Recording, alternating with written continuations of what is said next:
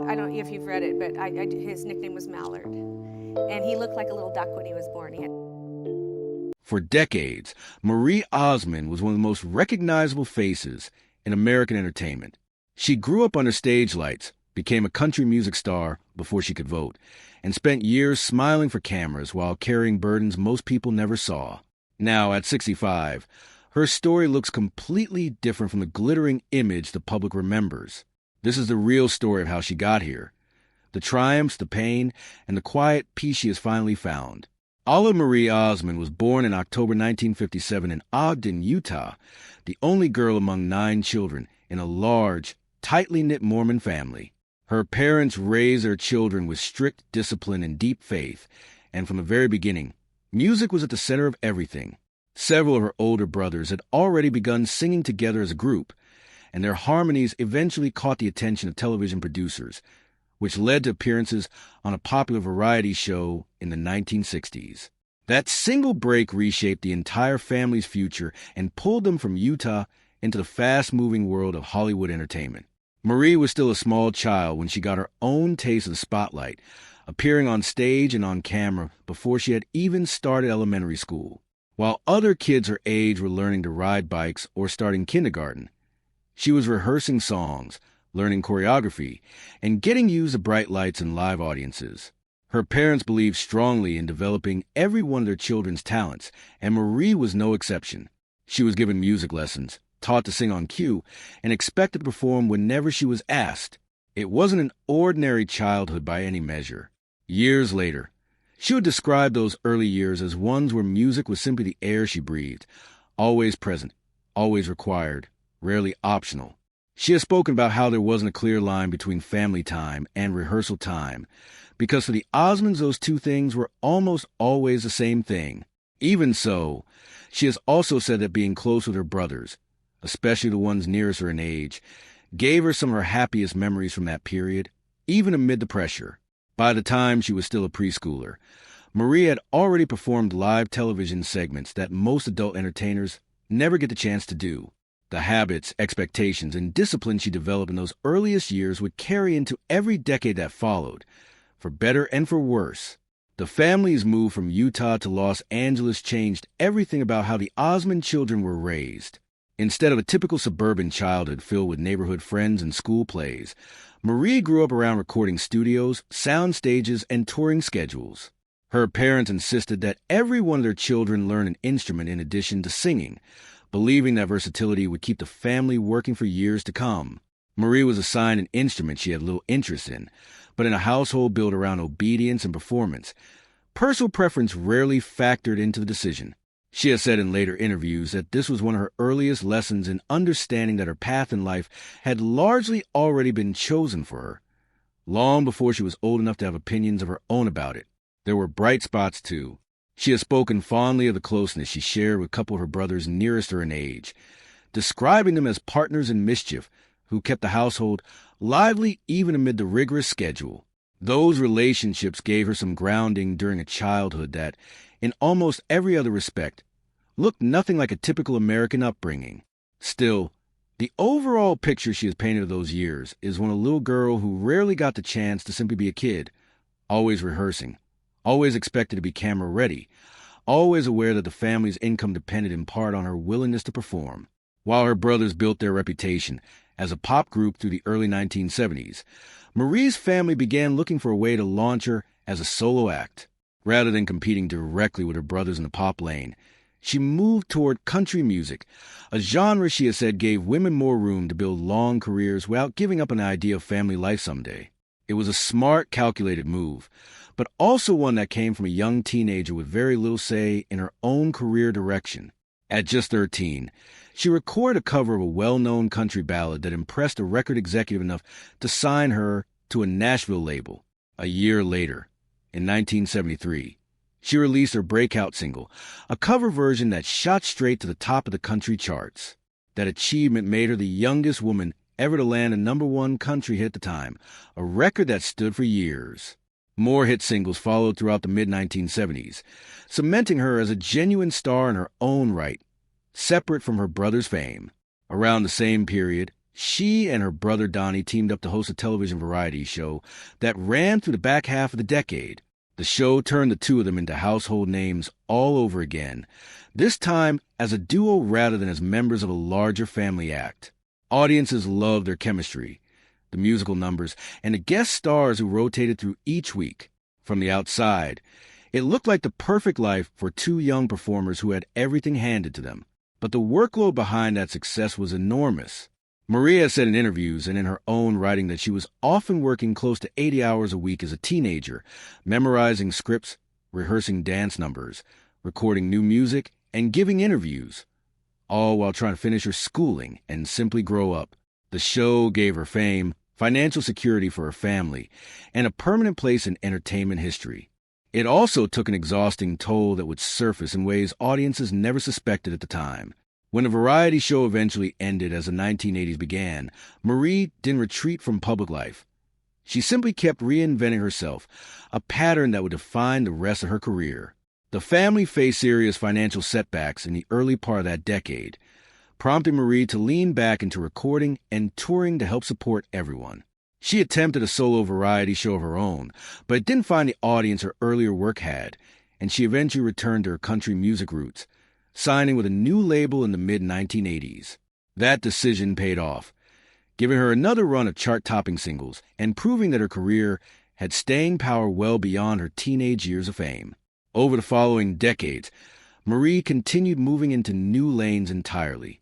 She launched a wildly popular line of collectible dolls sold through a home shopping network, stepped onto a Broadway stage for the first time in the mid-1990s, and later returned to television for a daytime talk show alongside her brother Donnie, where she used a platform to speak openly, for the first time, about struggles she had kept private for years.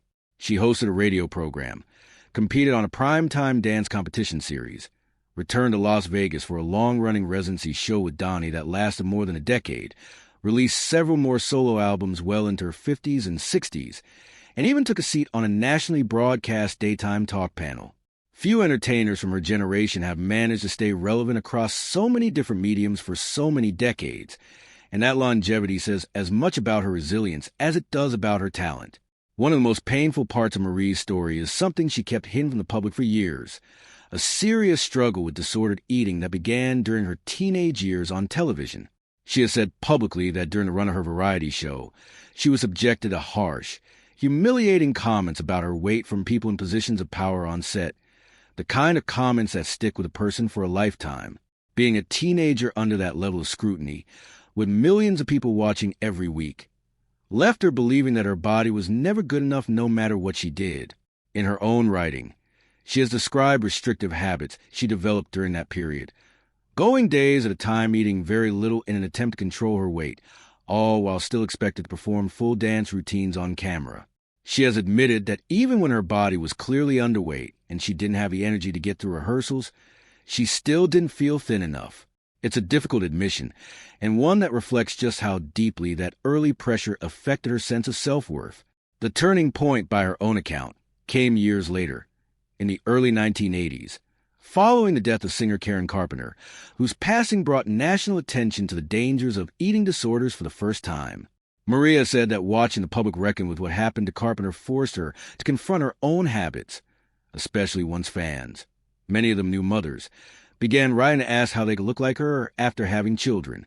Realizing that young women were looking to her as some kind of standard was, in her words, a wake-up call that permanently changed how she thought about body image, both for herself and for people watching her.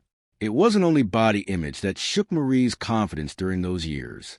Being a teenage co-host surrounded by some of the most famous and glamorous women in entertainment left her constantly comparing herself to people she felt she could never measure up to. She has spoken about feeling almost invisible standing next to bigger, more established stars of the era, women known worldwide for their looks and their star power. For someone who was just 16 when her show started, being placed shoulder to shoulder with entertainment icons on a weekly basis was an enormous psychological weight. She has described specific moments of feeling like an outsider even in her own workplace, admitting that she sometimes left her dressing room feeling like a fraud rather than a star. To audiences at home, she looked confident, poised, and completely in control. Behind the scenes, She was a teenager wrestling with insecurity in an industry that offered very little support for young performers dealing with exactly that kind of pressure. Marie has been candid, especially later in life, about just how difficult it was to grow up as a working performer from the age of 3. In interviews and in her book, Behind the Smile, she described situations where she felt she was treated less like a child and more like a product, someone whose value was tied entirely to output and performance rather than well-being. One especially harrowing story she has shared publicly involved a work trip overseas when she was around 11 years old. Filming a commercial on the water, the boat involved in the shoot capsized, leaving her in open water in what she has described as a genuinely dangerous situation, rather than being sent home to recover afterward. She says she was expected to continue filming, exhausted and shaken, because the schedule didn't allow for delays. It's the kind of story that reveals just how little protection existed for child performers in that era, no matter how famous their families were. She has also spoken about years of being expected to perform and rehearse without being allowed to voice an opinion, describing a slow realization as a young performer that what she wanted mattered less than what was expected of her. On top of the grueling schedule, financial mismanagement by people her parents had trusted eventually pushed the family close to bankruptcy by the end of the 1970s, even while the variety show she and Donnie hosted was still bringing in significant money. It's a stark reminder that fame and financial security don't always go hand in hand, especially when trust is placed in the wrong people. Among the hardest truths Marie has ever shared with the public is a disclosure, made years after the fact, that she experienced abuse as a child at the hands of someone outside her immediate family, someone her parents had believed to be trustworthy. She has chosen not to publicly identify the person responsible, but has spoken about the fear that kept her silent for years, including being led to believe that speaking up could bring serious consequences for her entire family. It wasn't until she had children of her own that she finally opened up about what had happened to her. In her writing, she has reflected on how deeply that experience affected her ability to function normally as she got older, and how long it took her to accept, even as an adult, that being hurt by someone else was never something she needed to carry shame over. It's a heavy admission, but one that has helped other survivors feel less alone after hearing her speak about it. Layered on top of that was a terrifying car accident when she was 16. She was behind the wheel when she suddenly lost consciousness, causing a serious crash. She has said the impact was severe enough to bend the steering wheel, and her mother, who was riding with her, was badly hurt as well. Doctors reportedly told Marie that her mother's survival that night was not guaranteed. She has spoken about the overwhelming guilt she felt lying in the hospital, believing she had nearly cost her mother's life. Her mother did recover, and Maria has described the experience as one that shaped her spiritual beliefs about life and loss for the rest of her life. Marie's personal life has had almost as many twists as her career. In the late 1970s, she was briefly engaged before that relationship ended quickly. She dated a few other public figures around the same time before marrying her first husband, a college basketball player, in the early 1980s. They had a son together, but the marriage struggled under the weight of constant media attention and tabloid scrutiny, ending in divorce by the mid-1980s. Maria said that being a young newlywed under that level of public pressure made it nearly impossible for the relationship to find its footing. She remarried in the mid-1980s to a record producer, and the two built a large family together, raising both biological and adopted children. That marriage lasted more than 2 decades before ending in the mid-2000s. Both Marie and her husband stated publicly that there was no single reason for the split, but Maria has since said that she believed her children were better served by parents who separated peacefully than by parents who stayed together unhappily. For a while after that divorce, Marie said she didn't expect to marry again, but life had other plans. Her adult son eventually helped arrange a reunion with her first husband, and the two quietly rekindled their relationship over the following couple of years before remarrying in 2011. She has spoken warmly about that second marriage, describing a newfound appreciation for the parts of life she once took for granted, and crediting her husband's steady, caring nature for helping her feel truly at peace for the first time in years. No part of Marie's story is harder to hear than the loss of her son Michael, who died by suicide in 2010 at 18 years old. She has spoken about learning afterward that he had been dealing with relentless bullying tied to his efforts to stay sober, and the pain of realizing how much he had been suffering without her fully knowing the extent of it. She has said she still has access to some of the cruel messages he received, and that she has always wished there had been real consequences for the people responsible. In the days following his funeral, Marie made the difficult choice to return to work almost immediately, a decision that drew criticism from people who felt she should have stepped away longer. She has explained that returning to work wasn't about ignoring her grief. It was about showing her other children that life continues even through the worst pain imaginable. Years later, in interviews, she has said that grief like that never fully resolves. It simply becomes something you learn to carry, occasionally overwhelming you again out of nowhere, long after everyone assumes you healed.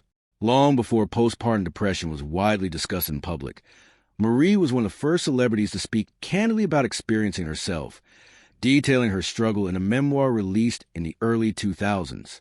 She described periods after childbirth marked by deep emptiness and a sense of failure so severe that she distanced herself from friends, family, and even her own newborn. She has said her children learned to read her moods carefully before approaching her, because her depression had, for a time, become part of the household's daily rhythm. She has also described a frightening low point where she left her home unexpectedly during one of her darkest periods, later admitting that in that state she understood, on some level, why someone might feel like ending their pain altogether.